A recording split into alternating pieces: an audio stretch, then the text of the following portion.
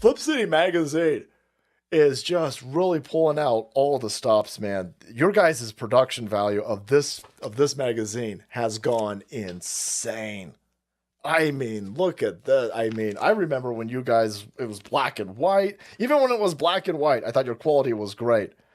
But damn, they have just, I mean, they just really stepping it up a notch. Look at this. James Corbett, boys. James Corbett. Genuinely cutting, but also funny, and obviously just chaotic and very fun.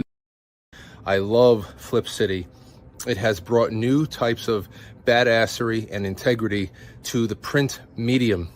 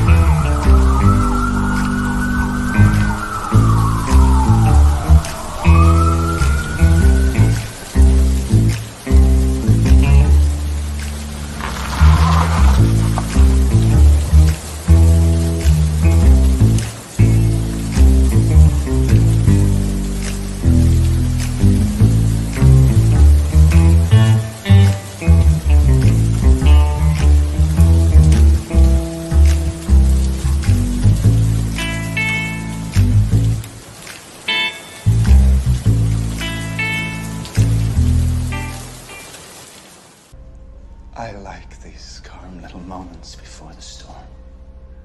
Money comes big, yeah, yeah, yeah. It's not small, no, no, no. Kiss my entire. Oh, my darling, not 3 times on the ceiling if you want me. Your coffee, sir. Thanks, beautiful. You're welcome. This is a man's world.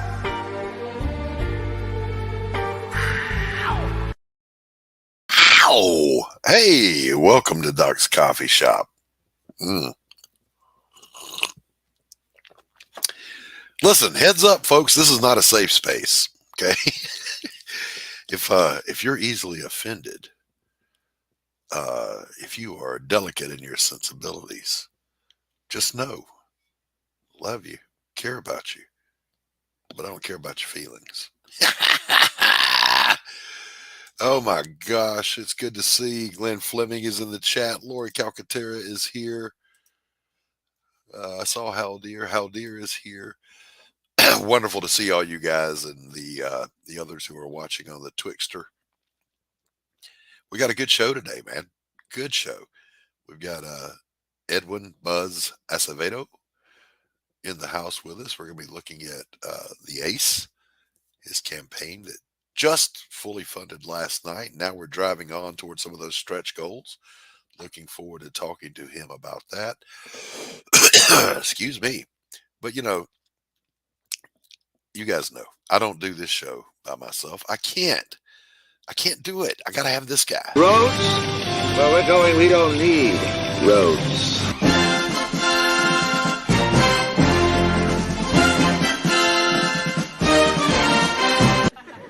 Shumway, nice to meet you. Interested in a new Buick? Nonsense. I've not yet begun to defile myself.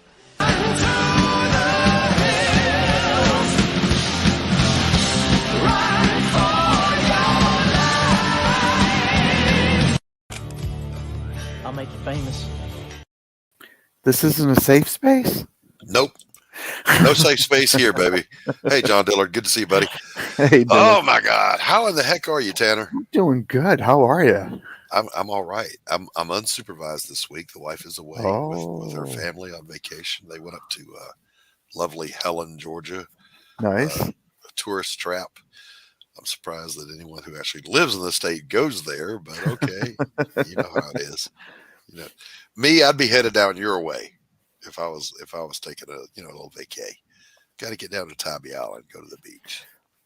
They're actually going to be going to Florida tomorrow.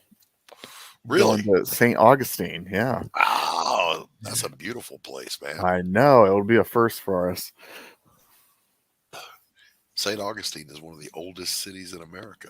A lot of people don't know that. Laurie, good to see you. Hey, Tanner. Yeah. I was delighted to find out that you didn't watch the debate. I didn't. God bless you for that. There was not a chance in the world, however, that after that debate, that Meme Review wasn't going to be all about. Yeah, yes, there is. Hey, Grey Wolf, good to see you. There is a huge art community in St. Augustine. Oh, nice. Yeah, I went down there probably 02 or 03. I don't remember exactly which. Okay. And I was doing some plein air painting. I was not alone.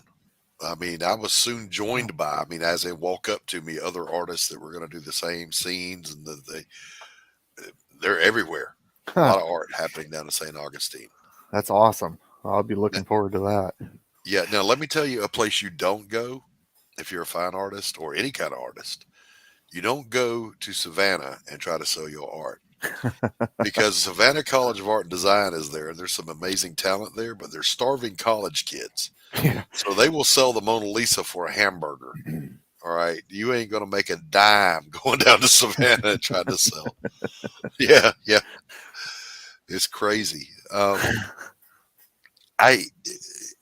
Listen, here comes my little brief monologue about this whole thing. It is not the debate that I even care about. I saw it coming. Everybody saw it coming. What blows my mind is that people were legitimately surprised that Biden presented with dementia, which tells you what? That the gaslighting the popular media has been feeding people has been working. How? I don't know. But here's the question you got to ask yourself today. If you're on that side of the aisle, if they've been gaslighting you about Joe's cognition, what else have you believed that's been a lie? What else are you still hanging on to that you think was true without bothering to source it or check out the truth? Just saying. Something to think about. But let's get into it, Tanner. You want to do some memes? Let's do some memes. Let's do it.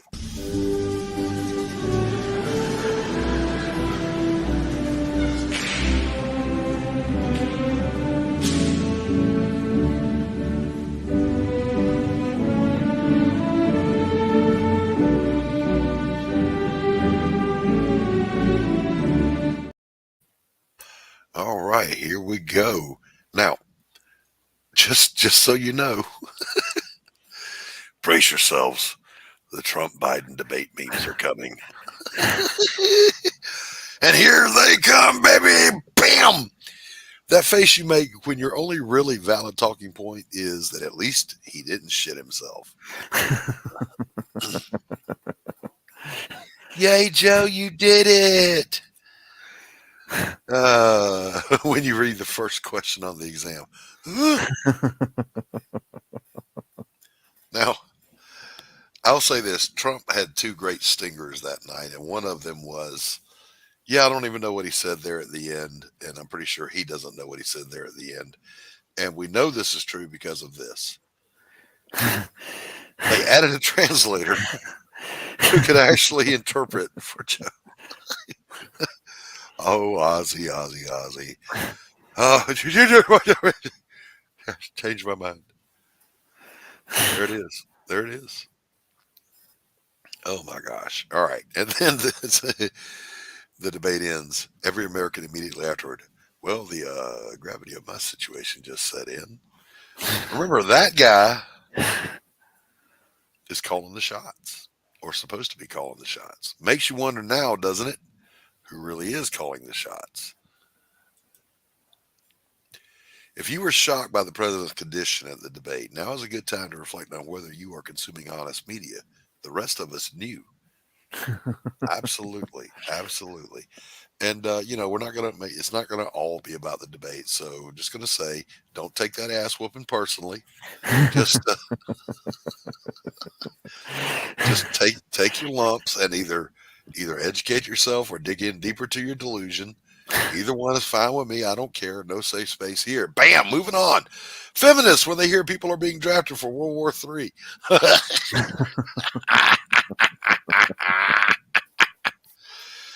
Oh, listen. I love you, ladies. I respect you. I venerate you. I honor you in all that you do. But I'm here to tell you, when the draft comes up, you better get in that kitchen. Told you, no safe spaces. Listen, none of us regret not taking the jab. Nobody that didn't take it regrets it. Just saying. Oh man, I was in. I had to take it. Yep, I know. You were held hostage. Now, I'm not sure if that's the Keystone Pipeline or just a pipeline, but either way, a pipeline versus a lithium mine for hybrid cars. But it's all about the environment, right? Yeah. Just let that hang there in your consciousness for just a minute, boys and girls. When they come preaching to you about how much they care about the environment, just maybe remember this image. This is Dick. Dick moved out of a blue state to escape Democrat high taxes and failed policies. Dick moved to a red state, but still votes for Democrats who raise taxes and implement failed policies. Don't be a dick. Don't do it. Look, there's a lot of blue states, a lot of red states. In particular, I'm thinking Texas, Florida, and here in Georgia. We get a lot of folks moving here from those states that are just too impossible to live in. And then, by God, they will go and vote for the same damn thing that drove them out of their own state. Why? If I leave an abusive relationship, I don't put out an ad and say, hey, I'm looking for another woman to abuse my ass. No. Hey, Shadowhawk, good to see you, buddy. So, yeah, that's been our meeting. I'm crashing this fucking party. No, you're not. So is he. Because you said you were going to bring us out before you started the meme review. And so Edwin said, yeah, I'll hang out for the whole show. And then you left him in the backstage. Where is it? Let me find it. Suppose you run your business and let me run mine. Suppose you do what you say you're going to do. Suppose you run your business and let me run mine. I'm going to eliminate that. No, you're not. He was all happy. He's like, oh, I need that one. I need that. I love that. Yeah, eliminate that. Welcome, Edwin Acevedo. Now, Edwin, right off the bat, do I call you Buzz or Edwin? Which do you prefer? You can call me whatever you like, Doc. I'm good. No, see, we can't do that because all kinds of bizarre things. It's like, I've been like in this space for a little while, so different people know me as different things. Some call me Edwin, some call me Ace, others call me Buzz. So, I call him all three. I keep him wondering. Some call him the Space Cowboy. Some call him the Gangster of Love. I'm going to call him Mr. Gangster of Love. I'm not going to call him Maurice. I like that. I'm going to change my Twitter headline as soon as I got that. Oh, people call me Maurice. Buzz, how you been, buddy? I've been great, man. Just got the book funded late last night, so slept like a baby, Get a nice, beautiful Wednesday morning here, Yep. Yeah, I'm good, man. Can't complain. Anytime, as soon as you cross that threshold of being funded, that the weight of the world lifts off of you. Mr. Bluebird is on your shoulder. You're happy. It's a Yeah, unless you've done a campaign, you won't know what that is. Yes, 100%. But I hit 3,000 on the dot too. Like I hit like millions, so it's like 100%. Right up to that point, though. Right up to that point, you're going, I'm a failure. Yes, the world hates me. What did I do wrong? Never got into comics. all the things that and then you're like, all right. Yeah. And then Yes. now the fear is like, no, now I actually have to fulfill this book, you know. Yeah. It never stops, you know. Life of a Yeah, creator. exactly. It's I'm funded. Oh fuck! Now I got to fulfill now I gotta this. spend days packing boxes and putting tape and mailers and backing boards and little slip cases for the trading cards, and just like Jesus Christ. My little apartment turns into like a production facility, just trying to get these boxes out of here. Yeah, and you sit there going, "Why did I do this to myself? Why did I do this?" When he said tape, on the inside of the Gemini, he means blue painter's tape. He doesn't mean Scotch tape. Okay, no Scotch tape anywhere near the comic books. Nowhere. Not near the bag. Nowhere. Use blue painter's tape. It peels off really easily. Doesn't fuck anything up, and it'll keep it secure until he gets here. Scotch tape, man, that shit will ruin a comic. Well, all right. That begs the question then: why do the comic book stores use Scotch tape? Well, a lot of them use resealable bags now. They don't. A lot of them still use Scotch tape though. On the back see, of that bag. look, and you open it up, and you pull the bag out, and you pull the comic out, and that Scotch tape can grab that. It comic can. out The first thing I always used to do was fold that tape under, baby. I'm not even going to run that risk. Yeah, that's what I would do. I'd open it, fold the tape, and then pull out the comic. Exactly. That thing is as old as time, man. Are you kidding me? And then when you're ready to put it back, you just tuck the flap inside. Until it sticks to the cover of your comic, dude. Scotch tape is great till it sticks to the front of your comic. Then it ain't shit. Then it just costs you money. A professional how tip. presentable it looks. Tuck the tape. No bag and board. No nothing. Fuck. I'm gonna fold it over.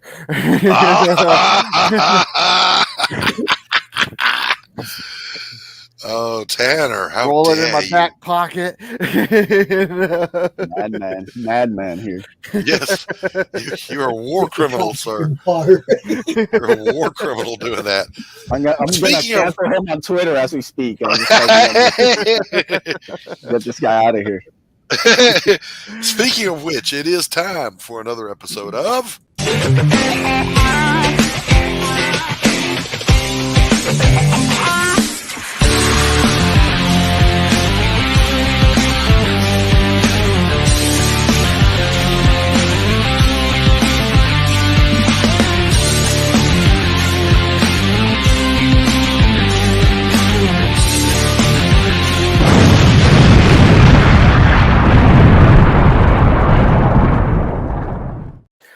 Greetings and salutations. I'm Tanner Hurley with another great Moments in Comics. Tanner just triggered everybody. Now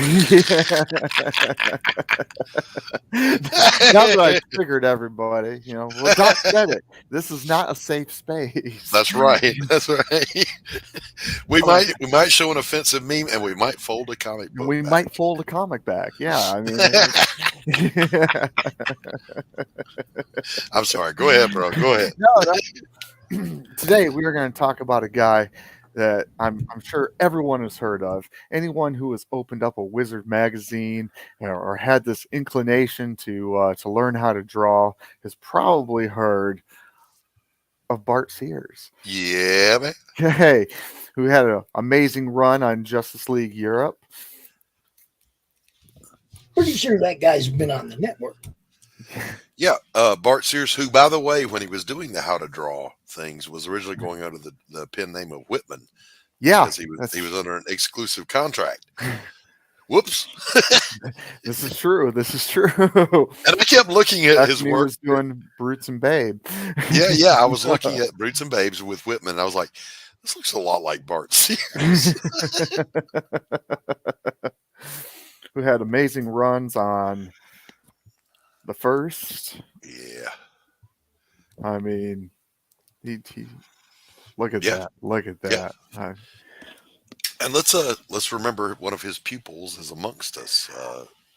Adams, what's his name? Andy Smith. Andy Smith, yeah. Andy Smith, yep. Oh yeah, long-time collaborator. Yep, he walks amongst us. Exo Man of War, baby. That beautiful Turok. Son of Stone or Dinosaur Hunter. Sorry, Son Yeah. of Stone was the original one. His work on Exo Manowar, I thought, was his best work. Oh man, yeah. I didn't know he did John Carter, Warlord of Mars. I had no idea. He did the covers. Oh, Believe me, I wish he did the interiors, because if you didn't get the Warlord series, which definitely wet my whistle for Bart Sears, Yeah. All very great books. Yeah, man. Amazing artists. Very influential, in my life. Yeah.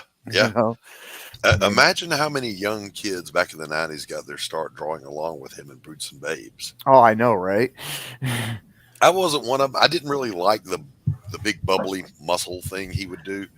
But, I'm old enough now to know we just adapt it to your own style, So, yeah, he was quite the influence on probably an entire generation. If you think about easily. That whole time that Wizard was running and he was doing that, think about how that was well over about a year and a half, wasn't it? Oh, yeah. So, and that magazine was selling like gangbusters. So, he was getting the exposure. Yep. Bart Sears, ladies and gentlemen. Bart Sears, another great moment. I'm not going to play this. Then you just take again. this comic and you roll it up like so. You swat flies with it. Listen, I'm not a collector. If I buy your comic book, I'm going to read the hell out of it. I'm going to read it till it falls apart. Now, see, I used to be. I used to be like that, But at some point, I became a guy that just cares about the content and enjoying it. Buzz, I'm gonna ones that I care more about than others. I give you that. I mean, I can pull some out that I can bend backwards and not give you some. Well, I'm gonna buy Buzz's book, and I'm gonna read it till it falls apart. Good. So let's talk about it. Yeah. Yeah, that's what it's meant for. He didn't buy it for you to put it in a bag and stare at it. Although I'm sure he doesn't care what you do with it as long as you back it. Let's Pop, scroll us through this bad boy here. Let's can we play his trailer first? Let's do it.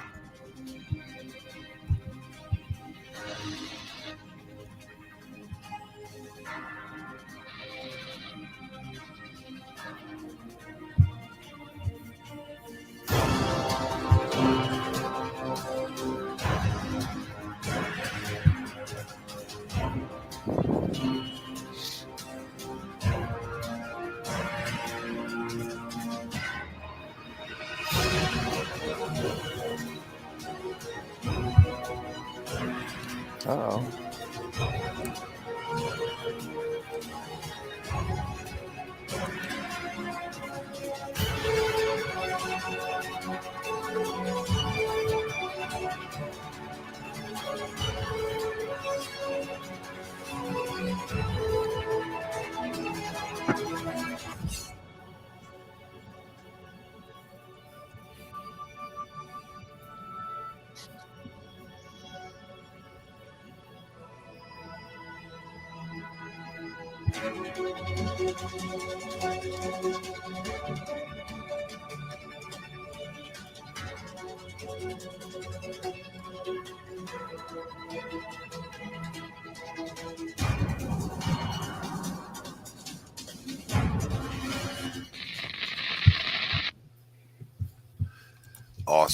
Awesome. Tanner, you've really triggered some people here. I see this. Laurie and shout out heathens. I'm meticulously bagging and boarding books, and I hear this heresy. Hey Rex, good to see you, buddy. My gosh. My way back. Buzz, right off the bat, I gotta ask. I'm with you, Shadow. I'm with you. You're the writer and artist, creator. Did you do the coloring also? No, that was How Comics. Alan Alonso. He colors most of my stuff. Okay, all right, because it looks Very great, nice. man. It looks good. Yeah. Hello, all things serious. Wonderful to see you. Welcome. Yeah, I've always loved Ace 1, 2, 3. I've watched all of them come to life. I haven't seen a stinker out of the bunch yet, so it looks great. Tell us, bring our viewers up to date on the story. Sure. So yeah, the Ace is a story of a young man called David Diaz. He's trying to figure out his purpose in life, and one day he comes across the remains of a shooting star. And what he finds in the wreckage gives him the ability to transform to an armored super being. And now he's become the most sought after object in the entire universe, as aliens from across the galaxy are looking to track him down and take the armor for their own agendas. So yeah, this is the third chapter in this story right here. The first one, we introduce you to David and kind of have some of his backstory. And he meets his first ever alien. You know, in David's world, there's no superheroes. There's nothing special about it until he finds the armor. And then Akula, the giant shark creature, ends up showing up at his front door. So David has to deal with him. He's able to outsmart him. And then, you know, we end on a cliffhanger. Basically, David has to decide if he's going to kill Akula or not. Right. And then, you know, we kind of pick up in volume 2. We're introduced this new group called the Godless. The chick with the white hair, her name's Desi. She's part of the Godless. And they're a strike force that gets sent to Earth to bring the Ace back to their home planet. So they end up stopping Ace from killing Akula, and then they take him on the ship. And that's when they get ambushed by Angelique. She's the chick with the wings. Right. You know, yeah. So she takes out several of the Godless, and then Desi and Ace are able to take her down. And then they think, okay, you know, we've gotten rid of the threats. Now we're gonna go on to her home planet. And then, there's another threat pops up called the Hyen, which we introduce in this issue. Is the hyena creatures. So now they're outgunned, they're outmanned, and now they got to call on Akula and Angelique to help them fight off this new threat called the Hyen. So yeah, we do a fun little team up issue this time. We kind of built off everything we did in the first 2. Then we kind of take it to the next level in volume 3. So the Ace is making friends and enemies as he goes. As he goes. How long is this arc going to be, or is there no arc? We're just going to keep going and going. The first arc is 4 issues. You'll kind of get to see get some answers in volume 4, and then we'll kind of branch off and we'll start a new adventure. And like I said, there's a whole other side of the universe that David can explore, different threats and different people he can meet. So we're going to keep introducing the universe in volume 5. Yeah, the cool thing about the universe is it's I don't know if people know, it's kind of big. Yeah. Lots of places to go, lots of things to do. That's a great thing, you know, starting from zero, you know, you get to create the whole world. So that's right. You know, you set up the rules and everything from the start, and you know.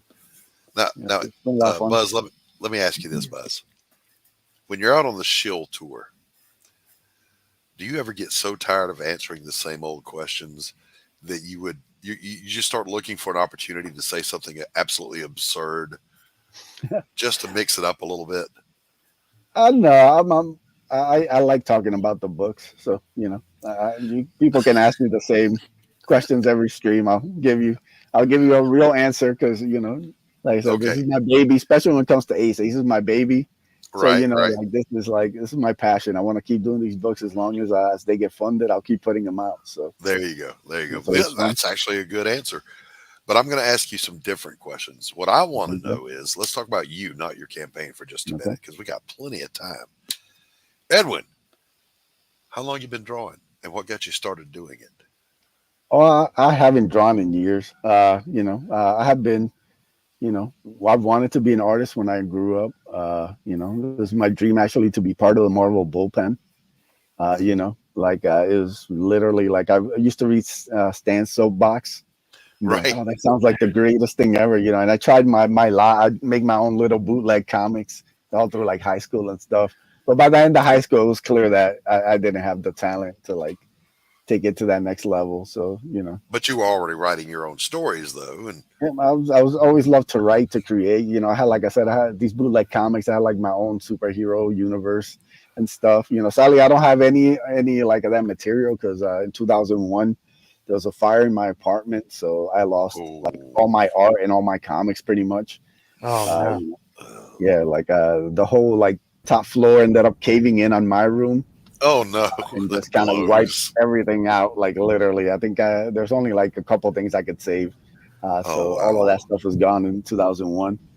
But yeah, man, like I love comics. Like, you know, in 2004, I came back to comics with Green Lantern Rebirth. You know, like that brought me back in my passion. Then when I discovered like this indie space, man, like to me, this is the coolest thing ever. Like I actually got to meet artists and creators who are putting out their own independent books. And like they weren't, you know, they didn't have to work for one of the big companies. You know, they could actually publish their own book. I thought that was the coolest thing ever because you know, I mostly collected like Marvel, DC, and Image, you know, back when I was really collecting. So the fact that there was this brand new indie space to me, like that got the juices flowing again, and that's when kind of I mean, it was the same for me when you trip back into this world. You know, me personally, I was away from it for a while. I did comics in the 90s for some of the indies, and then I just left it. And I come back, and all of a sudden, there's this thriving community of people that are just making their own damn books, and there's crowdfunding, and I'm like, I know how to do that. Let me get in on this. You know, I got to make friends with a couple artists. You know, met Canales and stuff, and you know, he took a chance on me to do the first Ace. You know, like he kind of walked me through a lot of stuff, and he's been invaluable as an artist and a creator himself. And yeah, so ever since then. What was the learning curve like for you? You know, you're writing and you have this vision, but now you got to work with a team. And bring it to fruition. I mean, was that a steep learning curve or? Yeah, like I took like a year working on the script, you know. Yeah. And like, this wasn't even like a huge script or anything, but I just wanted it to be good. Like I didn't want to just put something out. I wanted to make sure like, you know, this is like 20-some page script. It has to be as good as I can make it. So I just kept working on it. I had one of the things I used was Jeff Johns. I think it's called Blackest Night, the director's cut. He has a script of Blackest Night in the back of it. Yeah. And so I would read that and kind of see how he talked to his artist and the notes he gave him and how he broke down the panels and then all that stuff. Yeah, and it's like, oh, that's what a script looks like. You know, yeah. Because, I mean, let's face it. We were just talking about Bart Sears showing people how to draw back in the 90s, right? But there was not that I was aware of. There was never a place you could go pre-internet that says this is what a comic book script looks like. This is how you write it. And a lot of us were just doing the best we could with what we had, you know. So what a great thing that we now have this world where we can all interact with each other and learn from each other. Excuse me while I hack up a lung. So you used Jeff Johns' Blackest Night and looked at it and went, this is how I do this. And then you wrote Ace number 1. Yep. And how many pages was Ace number 1? I think it's 28. 28 pages. Yeah. And then 2 and 3 are about the same. Yeah, it breaks down to like basically two or three scripts. So it basically has the main story and then it has like an epilogue story that's going to tie into the main story. So basically, even though it's 2 separate scripts, it's really one because I have to kind of match, you know, where everything's going. But yeah, you know, these ones are Ace 2 and 3 were 32 pages in total of like story. Yeah. And how cool was it when you got to see your creation come to life? Oh, incredible. Like getting like the first couple of pages and just being like, you know, this is it, man. Every pass through, you know, you get the original art, then you get the colors, and then you get the letters, and each time you're just smiling more and more. Yeah. Wonderful thing, man. Yeah, it's a blast. All right, let's walk through the campaign here. Let's look at the perks on the right. Let's walk through those. Yeah. We want to talk about the creative team too. So, Edwin, you're the creator and the writer, and then who is the rest of your art team?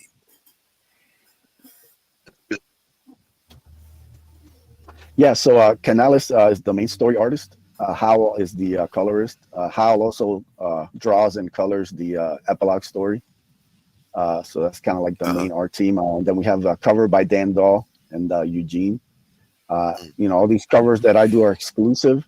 So like they only have one cover. I don't offer like multiple covers. It's basically like one collector's cover. And once the campaign ends, like you won't be able to get this cover again. So right. make it an exclusive for like the Indiegogo. Very cool. Very cool. All right, let's go through the perks on the right over here. So PDF, $10. Mm-hmm. Very simple. And that's for volume 3, volume 2, same thing. Volume 1, same thing. Mm-hmm. And then we've got Angelique, the pinup print. Yeah, we just $10. added that yesterday. We crossed the 30 days, so we wanted to add this print by Brandon Diaz. This beautiful kind of pinup in his style. So that's available on the campaign. Like I said, just like 24 hours, really. Yeah. All right. Keep it going, bro. Tell us about next. It's the Ace Volume 3 comic. I have tons of add-ons and stuff, so you can basically add on most of this stuff or put it in as a bundle. So trying to make it as easy for people to, get kind of pick and choose what they like and what they want to get.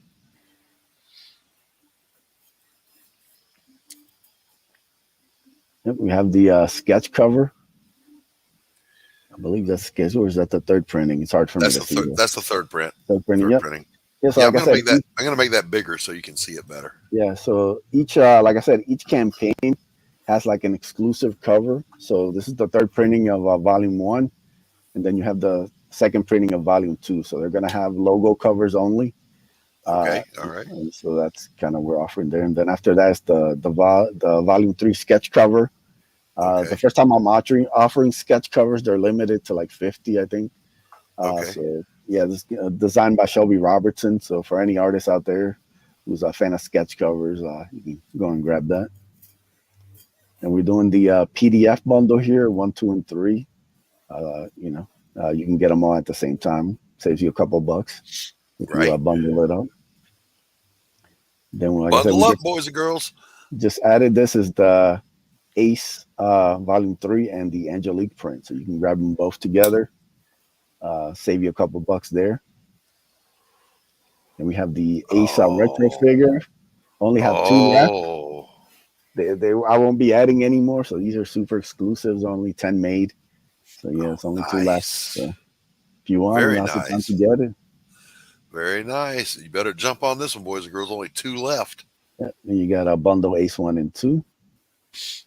And then you have the last sketch card I'm offering on the campaign. This Joe Ball Desi. It's an oversized card. It's about like the size of 1.5 sketch cards. Okay. Beautiful, kind of like Michael Turner style kind of drawing that he did. So that's the last sketch card. All the other ones are sold out. So if you want some cool art at an affordable price, you can get it there. All those are sold out. They're all gone. Snoozed and loosed. Is there a bigger picture of that action figure in here? Yeah, it's at the bottom of the main. Okay. All right. Scroll down. Yeah, let's scroll down and take a look at that real quick, Pops.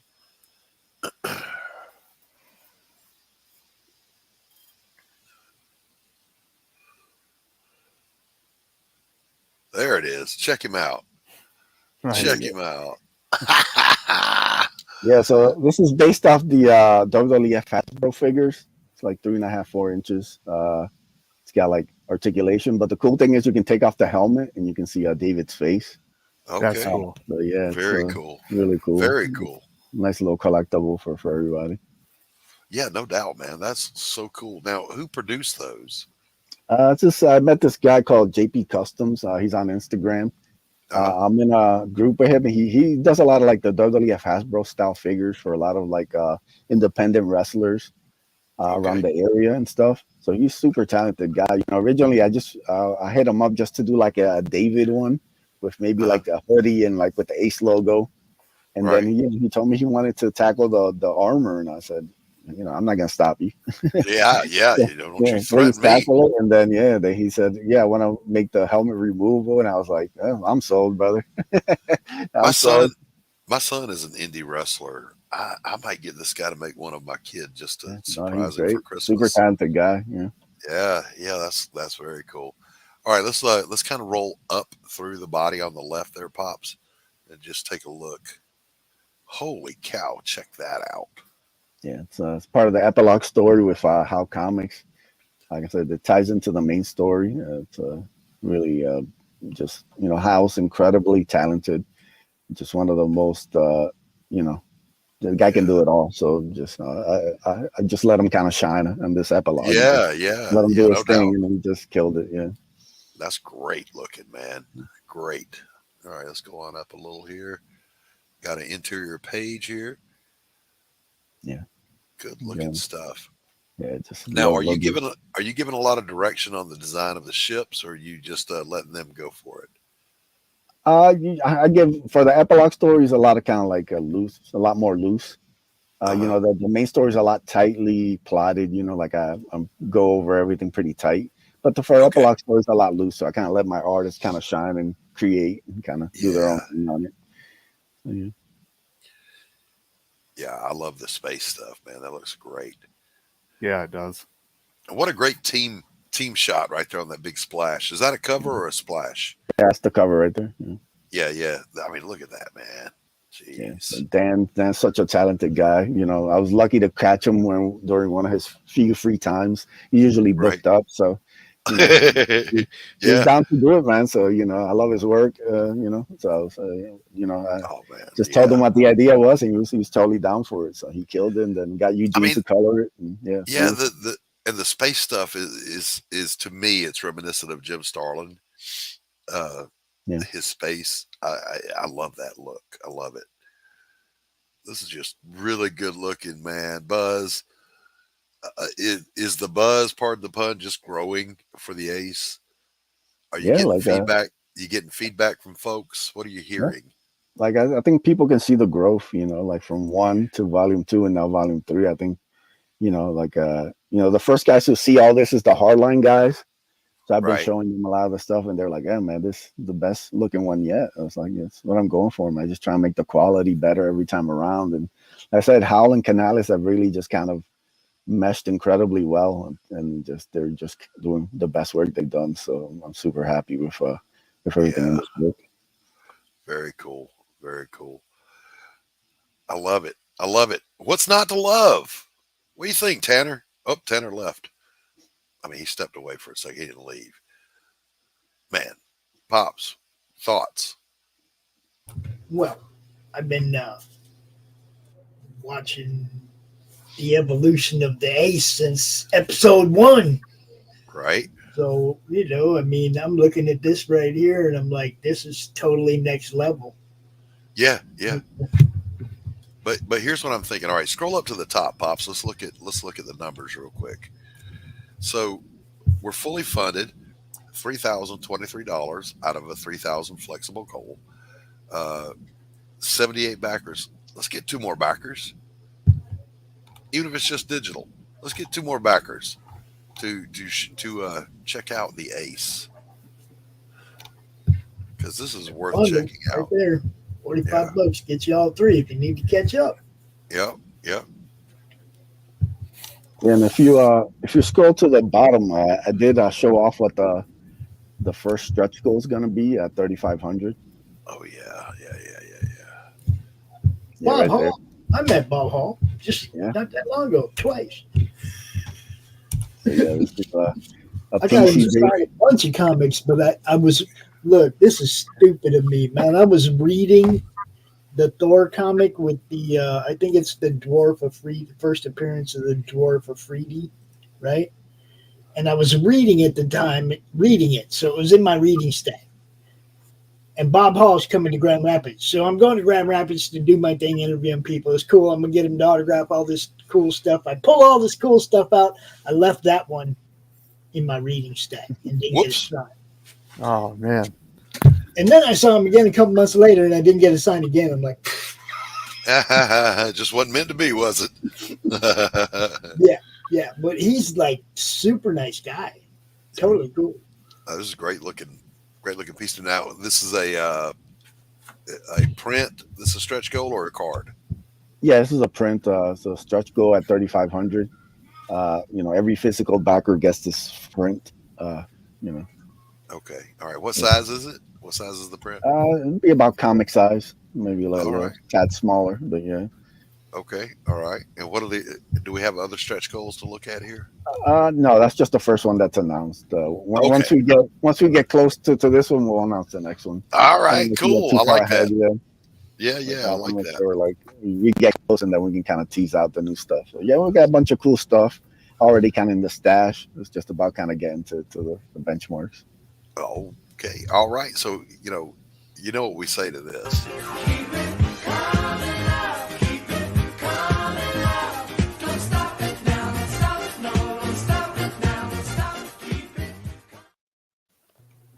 Yeah, man.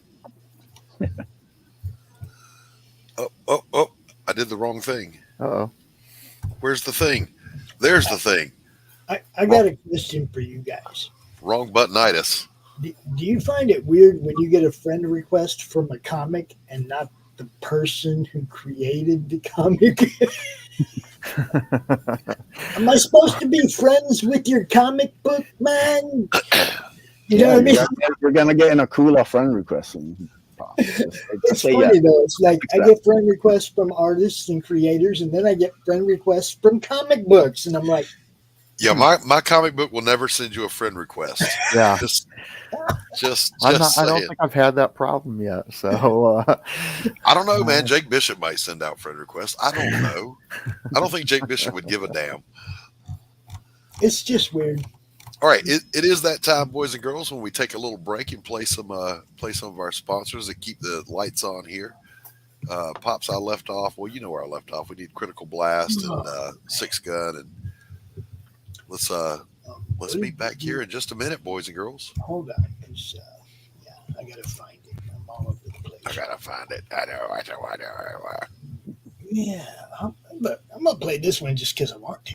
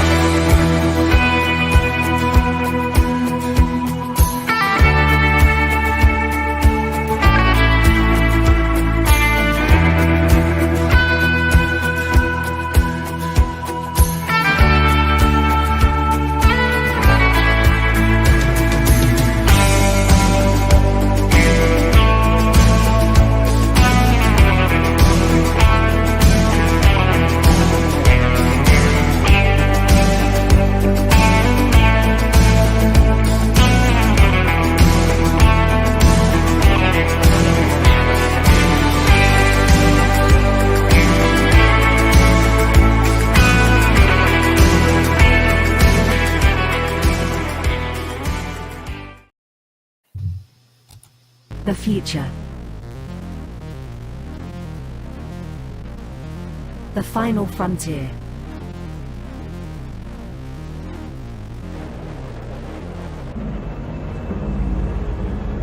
It has never been so uncertain as now.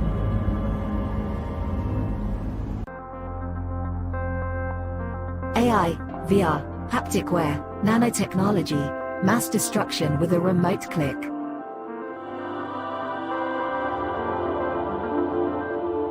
Now we are finally seeing the true potential and dangers of an ever-connected and overly policed hyper-technological world. Have we finally become the architect of our own demise?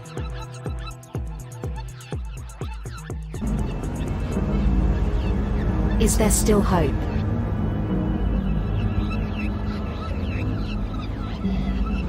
Welcome to the future.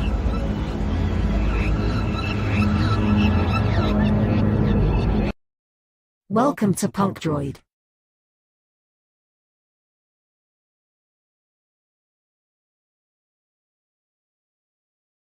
Who am I, you ask? I was created in the middle of nowhere.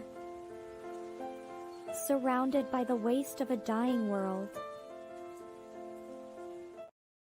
Tomorrow we get to see the rest of that trailer. Yep.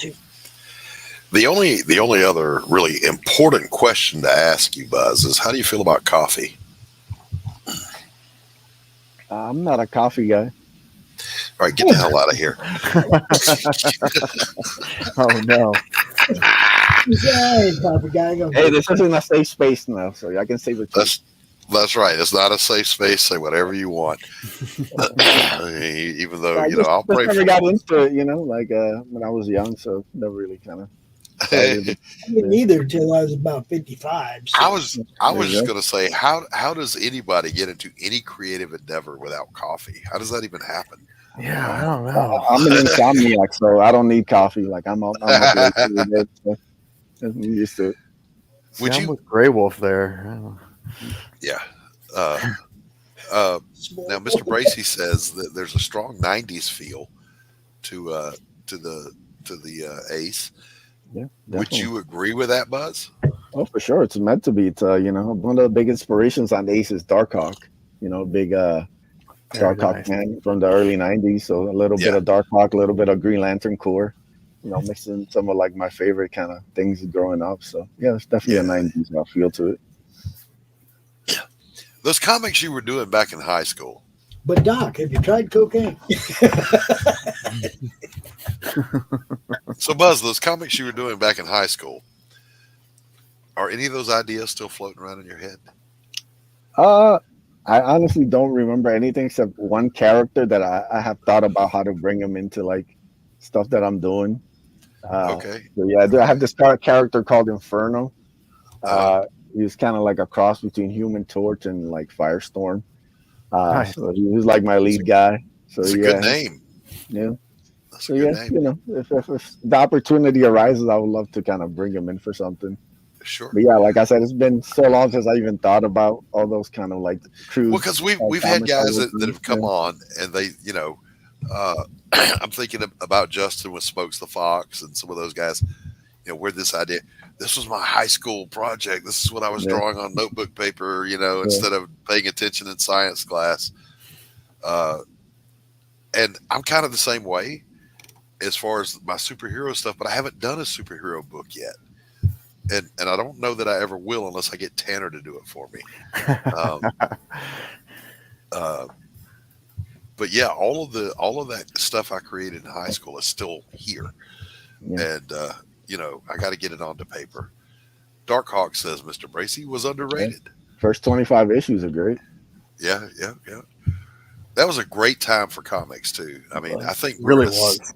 Yeah, super creative time and just like all sorts of different Yeah, it was just full of life, man. All these comics felt like they were just popping off the page. Yes. And I gotta say, I think we're in a second great renaissance of comics right now. I mean, that's what I'm trying to do with Ace, man. I'm trying to make it leap off the page and grab you. Make comics great again. And it does. The Ace pops. I mean, this is a great looking book. I can't wait to get my hands on physicals so I can read them. And I will read them till they fall apart, Shadowhawk. I will not bag and board them.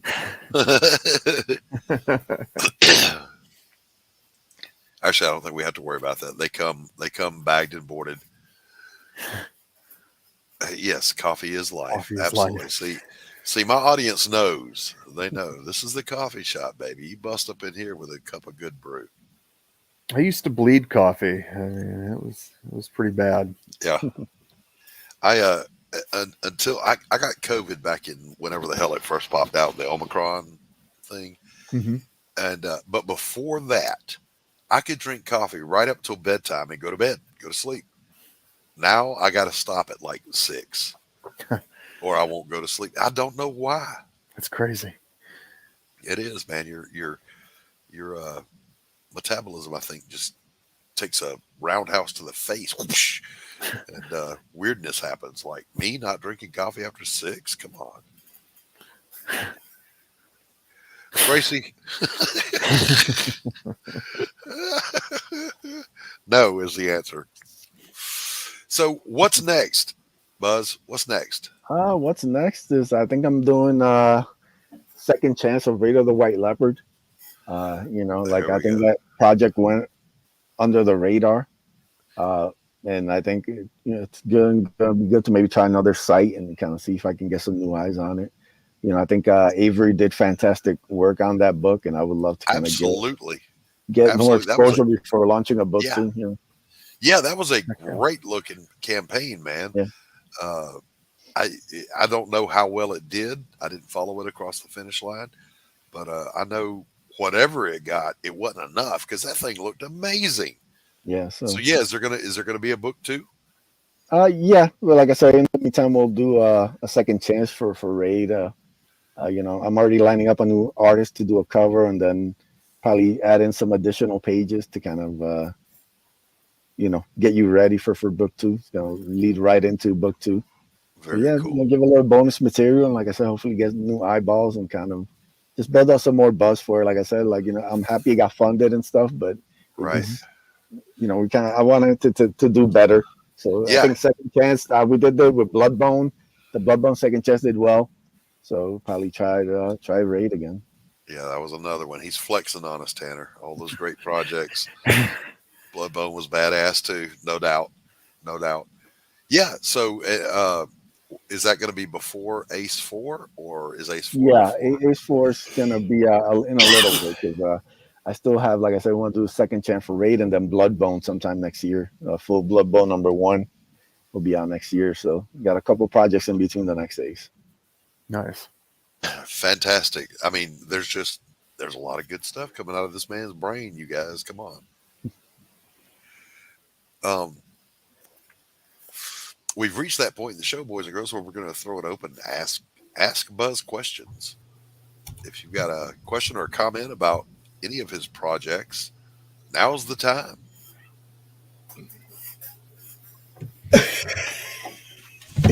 Doc just put everybody in the chat on the spot. Just put them on the spot. I mean, it's put them all on the spot. Don't act surprised. This happens every show. If you've got I'm questions, familiar with Bloodbone. What was the inspiration for that? Man, Bloodbone. You know, I really wanted to do something that was more street level. You know, Ace is very much like space, aliens, spaceships, all this kind of stuff. So bringing, you know, Bloodbone, the idea of like a cross between like Arrow and Bane. You know, Bane is like a vigilante, not like a bad guy. Yeah. You know, like Arrow, the TV series. I love the concept of Oliver coming back to clean up his city. So he kind of borrowed some of those elements. And yeah, just wanted to write like something that's completely street level. That's just like, you know, you have a lot of enhanced humans, no real superpowers. You know, just guys with like enhancements and different things. And so, yes, just wanted to do something that was completely different. And Bloodbone just kind of started off as an idea. Then I hit up Joe to kind of help design the character. And then I called up Donald, you know, to work with him. And he was super good with the idea. And it started off like a little 4-page kind of short. And then it would turn into like 12-page Ashcan. And it was like, I think the version 2 was 16 pages. So nice. The whole thing is just incredibly fun. And I remember that thing got a lot of attention when it dropped. The most fan art I've ever gotten for anything has been Bloodbone. Like, yeah, man. I had just shown the cover and people were already sending me fan art. Like, it's crazy. It was a showstopper to be sure, man. When that thing popped up, I'm like, holy shit, look at this. All right, so my question for you, Doc, do you want me to drop the StreamYard link? You can. If I know you, I'll let you in. If I don't know you, sorry, I won't let you in. Show. Actually, I do got to dip out in a couple minutes because I do got to head to work. Okay. Man. Yeah. So, yeah, the grind never stops, man. My 9 to 5, you know, it's the reason why you only see me like on late night streams usually. The 9 to 5 is literally, you know, basically from like morning to like night. So, yeah, I get it. I get it. It's crazy. Yeah. We feel that, brother. So anyway, thank you for coming out, Buzz. It was great having you on. It's always a pleasure to talk to you. A real gentleman, a true creative with great products. I can't wait to see what else you're going to do, brother. And you got some fun stuff coming, man. Like I said, even for this Ace campaign, like I'm really excited about the stretch goals. And like you said, I mean, you know, the fact that I can say like that former DC and Marvel legend has done a piece for Ace. you know. Yeah, That's yeah, pretty awesome. yeah. Yeah. Yeah, it is. Cool stuff coming, man. So. Plastic's fantastic. We don't like cheap viewers. We like expensive, real viewers. Thank you. Thank you very much. Buzz, keep up the good work. The door's always open, pal. Drop in anytime you like. Anytime. Yeah, definitely. All right, bro. And have a great 4th, my friend. Yes, happy Independence Day, everybody. Independence Day. Yeah, as a matter of fact, don't I have some fireworks in here somewhere? Fireworks?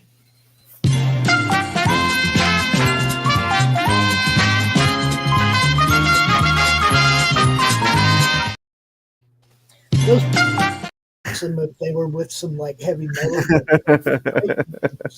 That's just happy music. That means you stayed home from school. No, that's Price is Right. Price is Right, man. Yes, that's happy music. It means you stayed home from school. Yeah. That and I Dream of Jeannie. I Dream of Jeannie at Gilligan's Island. No. I don't know why Mom didn't send me off to school today, but by God, I've got TBS. Bam!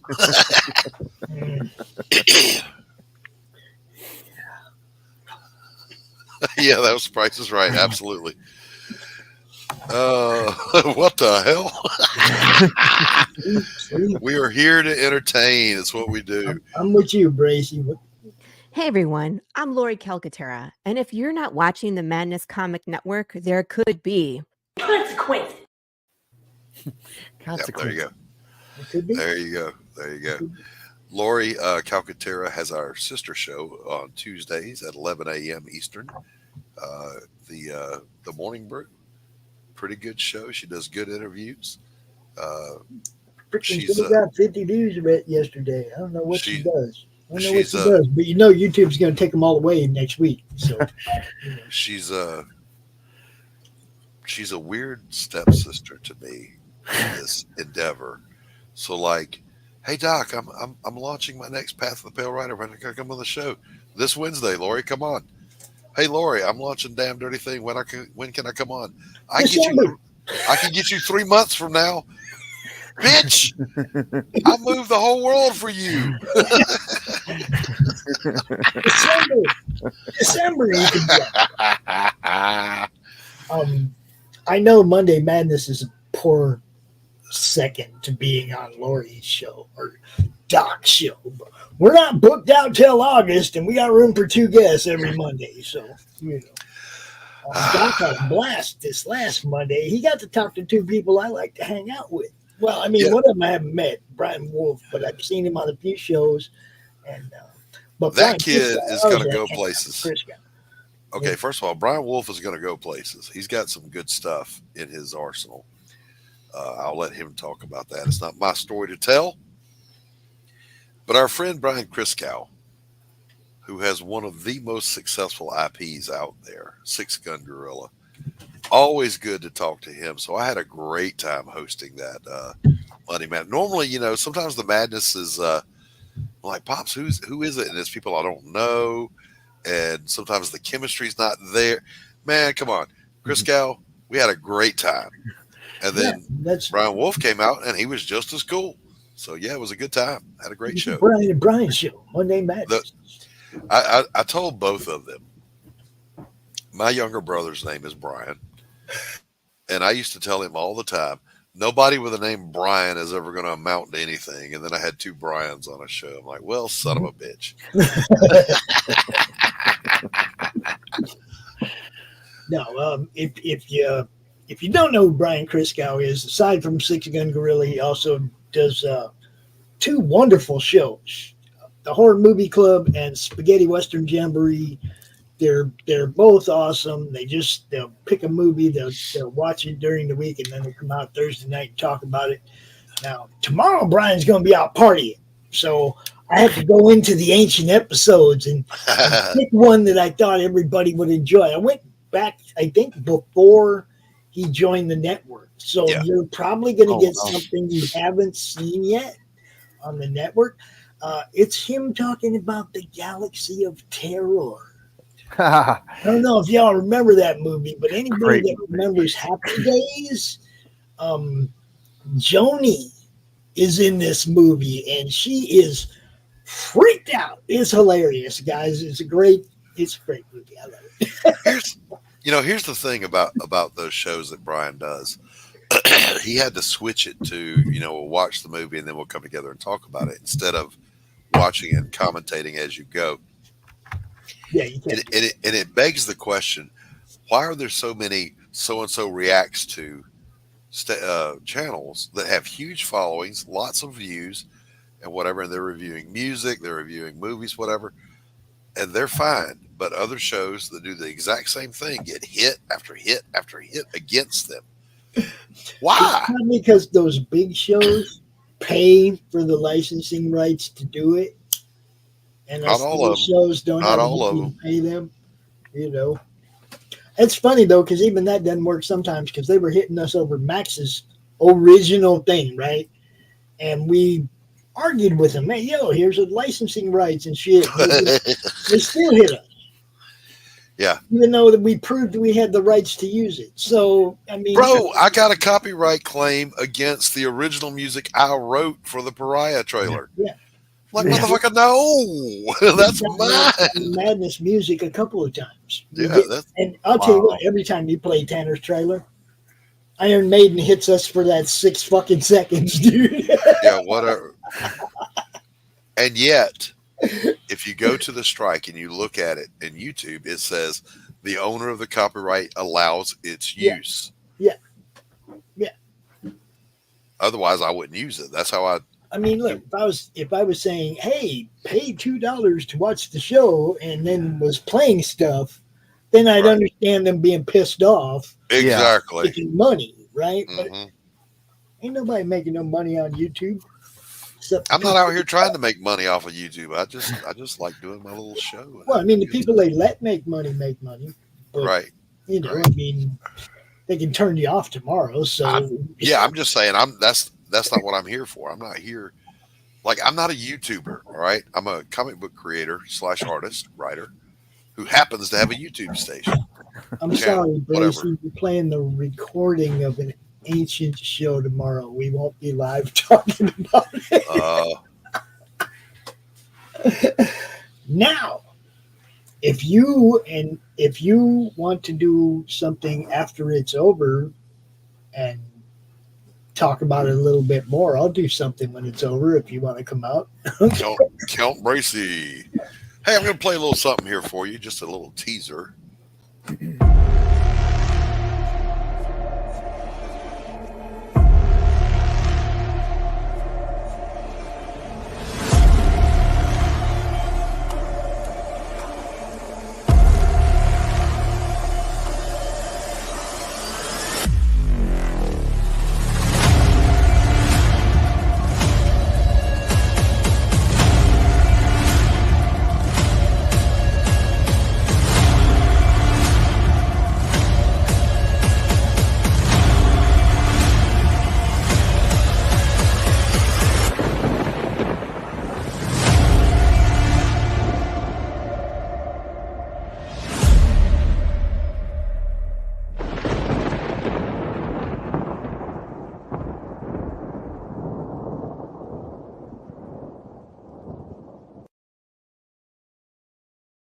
How can you not love that trailer? I will set up a reaction to Horror Movie Club's Galaxy of Terror show. I'll set up a reaction show at 11 o'clock tomorrow night. It'll start right after that ends. How's that? Right on. So, Pariah Sanctum of Hate, the sign up will be launching before the summer is over. That is the next book coming down the pipe from yours truly. And it is Elizabeth Payne's return to Solomon City. And it is going to be a bloodbath. What's up, Geekmen, Masters of the Thunder Nerds? And Geekmen, who they do a show Friday night now, 9 o'clock on the network called ADHD Theater. But they're also debuting a show tonight, 8 o'clock. It's what's it called? Let me look. It's Scouting Ahead with Chuck Marshall, and I do not know what he's going to have to tell us what's up. You know, yeah, I'm looking forward to it. Look, Geekmen, Dustin, those guys, everything I've seen has been fun. So, you know, tune in. The newest addition to the network. Welcome. Welcome to the network. Glad to have you. Cheers. My coffee has gone cold. Mine's gone. So, well, there's only a little sippy poo left. You know what happens when the coffee's gone, right, Doc? We end the show. No, that means the wake has ended and the bake began. Oh, Lord. All Things Serious says, how you doing, Pops? It's all action. Now he's busy baking his brain out. You'll have to bear with him there. It's all action. Look.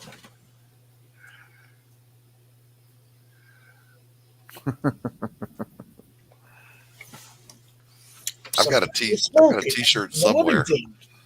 Got a t-shirt somewhere that says, I'd rather have a bottle in front of me than a frontal lobotomy. Makes sense. It's hard to argue with that kind of reasoning. Yeah. All right, we're going to wrap this one up. I want to thank our guest for coming out today, Edwin Buzz Acevedo. Yep. Thank you, Tanner, as always, for your outstanding service, sir. And thank you for your service, by the way. Thank you for yours. Pops, thanks for producing, as always. Chat, you guys rock. Hey, tomorrow's Independence Day. It's not Happy July the 4th. It's Happy Independence Day. All right, so this is when we all face east and give the finger to England. I know that. We love you, England, but this one day is piss off. We won. You lost. Before we get to tomorrow, though, we have 3 more shows tonight. We got Still Toking at 7. We got the Scouting Ahead at 8, and Baron Earl Show at 10. So tune in. We got July 3rd still, people. You know what's up. Tune in, but in the meantime, have a safe holiday. Enjoy your freedom, because by golly, that's what George Washington fought for, was so we could go out and shoot off fireworks and get drunk. That was the whole idea. Look, I don't mean to be rude, but I'm tired of talking to you. And don't think it hasn't been a little slice of heaven, because it hasn't. Well, what do you know? I finally got the last